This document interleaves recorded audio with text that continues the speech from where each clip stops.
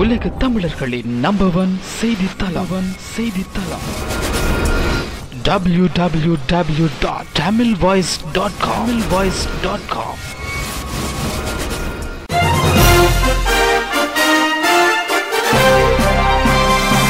எட்டு திக்கு செய்திகளையும் ஒரே பார்வையில் தரும் தமிழ் பொய் செய்திகள். வணக்கம், இது tamilvoice.com செய்திகள். முதலில் இலங்கை செய்திகள். போர் நடைபெற்ற காலத்தில் இலங்கையிலிருந்து இடம்பெயர்ந்து இந்தியாவிற்கு அகதிகளாக சென்ற 40 இலங்கை தமிழர்கள் நேற்று தாயகம் திரும்பியுள்ளனர். அகதிகளுக்கான ஐக்கிய நாடுகளின் உயர்ஸ்தானிகர் ஆலயத்தின் அனுசரணையுடன் இவர்கள் நாடு திரும்பியுள்ளனர். இந்தியாவின் அகதிகளாக தங்கியிருக்கும் இவர்களை மீண்டும் இலங்கைக்கு திருப்பி அனுப்பி வைக்கும் பணிகளை தொடர்ந்து மேற்கொண்டு வருவதாக சென்னையில் உள்ள இலங்கை துணை உயர்ஸ்தானிகர் சபாருல்லா கான் தெரிவித்துள்ளார்.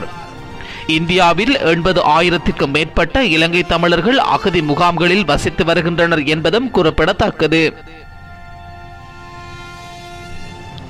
பெற்றோரின் பாதுகாப்பில் இருந்த 14 வயதையுடைய பாடசாலை மாணவி கடத்தி சென்று துஷ்பிரயோகத்திற்குட்படுத்திய குற்றச்சாட்டில் 19 வயது இளைஞனை போலீசார் கைது செய்துள்ளனர். குருநாகல் மாவத்துகம மடகல்ல பிரதேசத்தைச் சேர்ந்த இளைஞரை இவ்வாறு கைது செய்யப்பட்டுள்ளார். புத்தளம் தங்கொட்டுவ கட்டுகாந்த பிரதேசத்தைச் சேர்ந்த பாடசாலை மாணவியை இவ்வாறு இளைஞன் துஷ்பிரயோகத்திற்கு உட்படுத்தியுள்ளார். ஐக்கிய நாடுகள் அமைப்பின் பொதுச் செயலாளர் பான் கி மூனின் விசேட அரசியல் பிரதிநிதி ஜெஃப்ரி பெல்ட்மன் இலங்கைக்கான விஜயத்தை ஆரம்பித்துள்ளார். இன்றைய தினம் காலை அவர் இலங்கையை வந்தடைந்துள்ளதாக தெரிவிக்கப்படுகின்றது. சிங்கப்பூர் விமான நிலையத்துக்கு சொந்தமான விமானம் ஒன்றின் மூலம் அவர் இலங்கையை காலை வந்தடைந்ததாக கட்டுநாயக்க விமான நிலைய தகவல்கள் தெரிவிக்கின்றன. பெல்ட்மன் முதல் தடவையாக இலங்கைக்கு விஜயம் செய்திருக்கின்றார் என்பது குறிப்பிடத்தக்கது. பெல்ட்மன் யாழ்ப்பாணத்திற்கும் விஜயம் செய்ய உள்ளதாக தகவல்கள் வெளியாகியுள்ளன. இலங்கைக்கு 5 நாள் உத்தியோகபூர்வ விஜயம் மேற்கொண்டு தென்னாப்பிரிக்காவின் சர்வதேச உறவுகள் மற்றும் ஒத்துழைப்பு பிரதி அமைச்சர் இலங்கை பதில் வெளிவிவகார அமைச்சர் அஜித் பி பெரேராவை சந்தித்துள்ளார். இந்த சந்திப்பில் இலங்கையின் நல்லிணக்கம் மற்றும் தேசத்தை கட்டியெழுப்புவதற்கு தென்னாப்பிரிக்கா தீர்மானித்துள்ளதாக தென்னாப்பிரிக்க பிரதி அமைச்சர் தெரிவித்துள்ளார். 30 ஆண்டுகால யுத்தத்தின் பின்னர் இலங்கையின் சமூகங்களுக்கு இடையில் நல்லிணக்கம் ஏற்படுவதற்கு தற்போதைய அரசாங்கத்திற்கு தென்னாப்பிரிக்கா ஒத்துழைப்பு வழங்கும் எனவும் அவர் தெரிவித்துள்ளார். யாழில் நீரில் கழிவு நீர் கலந்துள்ளது என சந்தேகிக்கப்படும் பிரதேசங்களை இடர்வளையம் என பிரகடனப்படுத்தினால் அப்பிரதேசத்திற்கு பல பாதிப்புகள் ஏற்படலாம் என விசனம் தெரிவிக்கப்படுகின்றது. அவ்வாறு பிரகடனப்படுத்துவதன் மூலம் அப்பிரதேசத்தில் மக்கள் யாரும் வசிக்க முடியாது. படையினரின் மேற்பார்வையிலேயே அப்பிரதேசம் இருக்கும். இதனால் பல சிக்கல்கள் உருவாகும் என சம்பந்தப்பட்ட துறைசார் அதிகாரிகள் தெரிவிக்கின்றனர். சுன்னாகம் பிரதேசத்தில் கழிவு ஓயில் குடிநீருடன் கலந்துள்ளமையால் வெலிகாமம் பிரதேசத்தில் 60 கிராம சேவையாளர்கள் பிரிவுகள் வரையில் பாதிக்கப்பட்டுள்ளதாக சந்தேகிக்கப்படுகின்றது. இந்த பகுதிகளை இடர்வளையம் என்று பிரகடனப்படுத்த வேண்டும் என பல்வேறு தரப்பினரும் கோரிக்கைகளை முன்வைக்கின்றனர். ஆனால் அவ்வாறு பிரகடனப்படுத்துவதற்குரிய ஒழுங்குமுறைகள் பின்பற்றப்பட வேண்டும் எனவும் தெரிவிக்கப்பட்டுள்ளது. இலங்கை புலம்பெயர் தமிழர்கள் மீது பிரபல தென்னிந்திய நடிகர் சரத்குமார் குற்றம் சுமத்தியுள்ளார். புலம்பெயர்ந்து வாழ்ந்து வரும் இலங்கை தமிழர்கள் தென்னிந்திய திரைப்படங்களை சட்டவிரோதமான முறையில் இணையதளத்தில் தரவேற்றம் செய்வதாக அவர் குற்றம் சுமத்தியுள்ளார். ஐரோப்பிய நாடுகளில் வாழ்ந்து வரும் புலம்பெயர் இலங்கை தமிழர்களே அதிகளவில் தமிழகத்தில் திரையிடப்படும் புதிய திரைப்படங்களை சட்டவிரோதமான முறையில் பதிவு செய்து அவற்றை இணையதளத்தின் ஊடாக தரவேற்றம் செய்வதாக தெரிவித்துள்ளார். போர் வெற்றியை காட்டி குற்றமிழைத்த எவரும் தண்டனையிலிருந்து விடுபடவோ அல்லது தண்டனை வழங்கப்படாமலோ இருக்க முடியாது என சமூக நீதிக்கான தேசிய இயக்கத்தின் தலைவர் மாதுவே சோபித தேரர் தெரிவித்துள்ளார். இறுதிப் போரில் இடம்பெற்ற குற்றங்கள் தொடர்பில் உண்மையை கண்டறிவது நல்ல விடயம். எனினும் அதனை காட்டி தண்டனையில் இருந்து தப்பித்து விடலாம் என எண்ணிவிட முடியாது. உண்மையை கண்டறிவதன் மூலம் இவ்விடயத்தில் தெளிவை பெற்றுக்கொள்ள முடியும். பாப்பரசர் முதற்கொண்டு உலக தலைவர்கள் பலரும் உண்மையை கண்டறிய வேண்டும். மறைப்பதற்கு இவ்விடயத்தில் எதுவுமே இல்லை அல்லவா என்று அவர் தெரிவித்துள்ளார். முன்னாள் ஜனாதிபதி மஹிந்த ராஜபக்சவை தோற்கடித்து கடந்த ஜனவரி 8ஆம் தேதி மைத்ரிபால சிறிசேன ஆட்சிக்கு வந்த பின்னர் இலங்கையின் தற்போதைய நிலைமைகள் குறித்து ஆஸ்திரேலியாவில் கலந்துரையாடப்பட்டுள்ளது. ஆஸ்திரேலியாவில் இயங்கும் அகதிகள் தொடர்பான செயற்பாட்டு குழு கடந்த 23ஆம் தேதி மெல்போர்னின் இலங்கையின் தற்போதைய நிலைமைகள் தொடர்பாக கலந்துரையாடல் பொதுக்கூட்டம் ஒன்றை நடத்தியது. ராஜபக்சவின் அரசவையில் 10 வருடங்களாக அங்கம் வைத்த மைத்ரிபால சிறிசேனவை ராஜபக்சவின் ஆட்சியில் நடந்த கொலைகளிலிருந்து எப்படி விலக்கி வைக்க முடியும் என சந்திப்பில் உரையாற்றிய இலங்கையின் ரகசியங்கள் என்ற நூலை எழுதிய டவோ கிராண்ட் தெரிவித்துள்ளார். இலங்கையின் இறுதிக்கட்ட போரின் இராணுவத்தினர் தமிழ் மக்களை படுகொலை செய்த 2009ஆம் ஆண்டு மே மாதம் மைத்ரிபால சிறிசேன பதில் பாதுகாப்பு அமைச்சராக பணியாற்றி உள்ளார் என்றும் அதில் குறிப்பிடப்பட்டுள்ளது. யுத்தம் இடம்பெற்ற காலத்திலான உண்மையை கண்டறிய வேண்டியது மிகவும் அவசியமானது என தமிழ் தேசிய கூட்டமைப்பின் பாராளுமன்ற உறுப்பினர் ரா சம்பந்தன் தெரிவித்துள்ளார். யுத்த குற்ற செயல்கள் தொடர்பிலான விசாரணைகள் உரிய முறையில் நடத்தப்பட வேண்டியது அவசியமானது என அவர் குறிப்பிட்டுள்ளார். இலங்கைக்கு விஜயம் செய்துள்ள தென்னாப்பிரிக்க பிரதிநிதிகளுடன் நடத்திய சந்திப்பின் போது அவர் இதனை தெரிவித்துள்ளார். இலங்கை பிரச்சனைகளுக்கு தீர்வு காண ஒத்துழைப்பு வழங்க தென்னாப்பிரிக்காவின் முனைப்பு வரவேற்கப்பட வேண்டியது என அவர் தெரிவித்துள்ளார். அம்பாறை உகனை பிரதேசத்தில் துப்பாக்கிகளுடன் சந்தேக நபர் 2 பேர் போலீசாரால் கைது செய்யப்பட்டுள்ளனர்.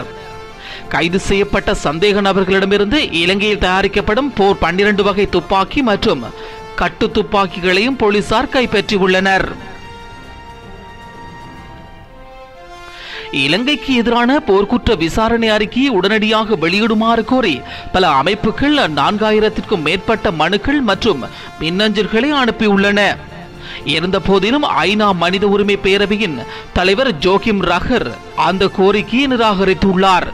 மன்னார் மறைமாவட்ட ஆயர் தமிழ் தேசிய கூட்டமைப்பு வடக்கில் இயங்கி வரும் அரசு சார்பற்ற நிறுவனங்கள் மற்றும் கொழும்பில் இயங்கும் பிரதான அரசு சார்பற்ற நிறுவனங்களின் செயற்பாட்டாளர்கள் இந்த அறிக்கையை வெளியிடுமாறு கோரிக்கை விடுத்திருந்தனர்.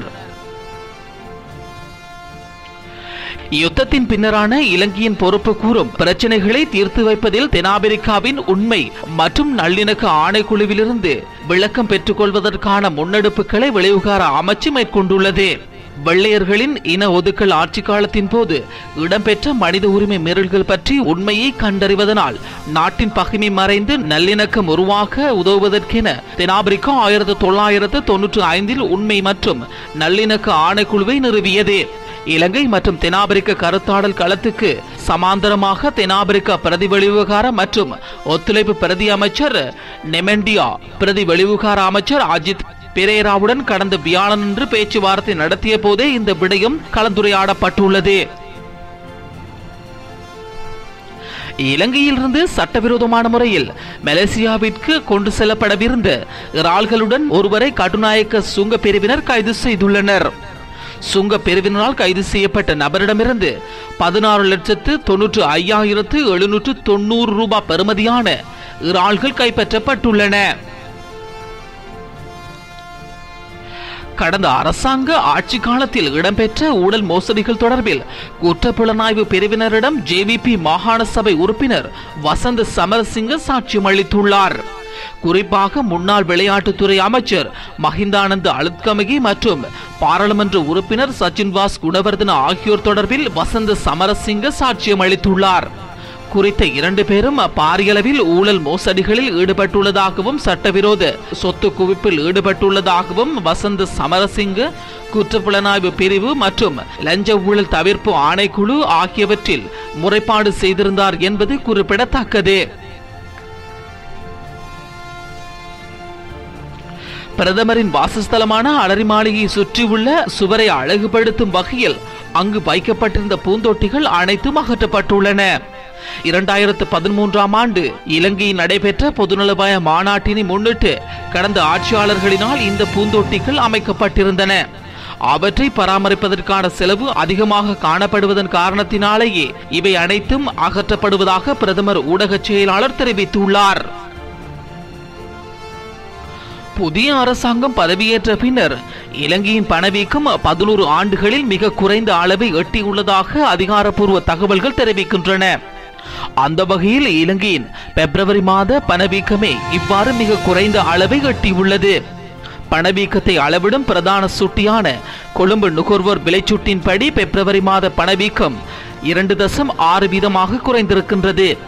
கடந்த ஜனவரி மாத பணவீக்கம் 3.2% இருந்தது. இது பிப்ரவரி மாதத்தில் 0.6% குறைந்திருக்கின்றது. வடக்கின் ஊடகவியலாளர்கள் மீதானதும் ஊடக அமைப்புகள் மீதானதுமான கடும் கண்காணிப்பு நிறுத்தப்பட வேண்டும் என சர்வதேச ஊடக அமைப்பான IFJ அமைப்பு தெரிவித்துள்ளது. இக்குழுவினர் 2 நாள் விஜயமாக யாழ் சென்றிருந்த நிலையில் தமது பயணத்தின் நிறைவாக இன்று யாழ் ஊடக மையத்தில் ஊடக சந்திப்பை மேற்கொண்ட போதே இதனை தெரிவித்துள்ளனர். மேலும் அவர்கள் இது பற்றி தெரிவிக்கையில், ஒத்துப்போகா சர்வதேச பத்திரிகையாளரின்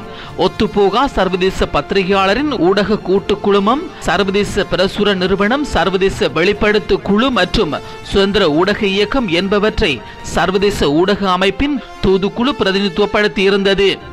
இந்த குழுவில் ஆஸ்திரேலியாவின் கிறிஸ்தோமர் வரேன், அமெரிக்காவைச் சேர்ந்த ஸ்கென்ஸ்ரிமென் மற்றும் இந்தியாவின் சித்தார்த் வரதராஜன் ஆகியோர் அதன் அங்கத்துவம் வகிக்கின்றனர். தொடர்வது இந்திய செய்தி. இந்தியாவில் பாலியல் தொழிலுக்கு சட்ட அங்கீகாரம் அளிக்கும் திட்டம் எதுவும் இல்லை என்று நாடாளுமன்றில் கேள்வி ஒன்றுக்கு பதிலளித்த மத்திய மகளிர் மற்றும் குழந்தைகள் மேம்பாட்டு அமைச்சர் மேகா தெரிவித்துள்ளார்.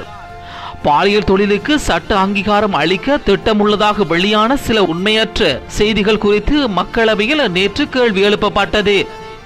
அதற்கு பதிலளித்த மேகா, இல்லை, இது போன்ற திட்டம் எதுவும் இல்லை எனவும் தெரிவித்துள்ளார். அடுத்து வெளிநாட்டு செய்தி.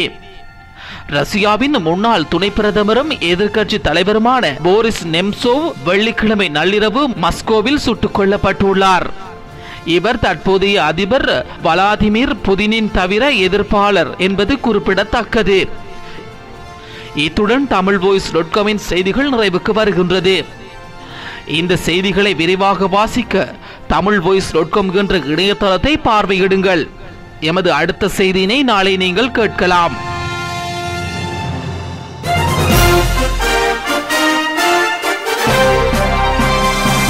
எட்டு திக்கு செய்திகளையும் ஒரே பார்வையில் தரும் தமிழ் வாய்ஸ் செய்திகள்.